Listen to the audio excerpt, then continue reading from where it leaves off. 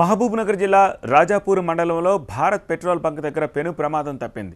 మైసూర్ నుంచి హైదరాబాద్ వెళ్తోన్న ఆరెంజ్ ట్రావెల్స్కు చెందిన private bus ఒకటి రంగారెడ్డిగూడెం సమీపంలోని డివైడర్ను ఢీకొట్టింది. దీంతో బస్సు 3 పల్టీలు కొట్టింది. బస్సులోని 35 మంది ప్రయాణికులున్నారు. 10 మందికి గాయాలయ్యాయి.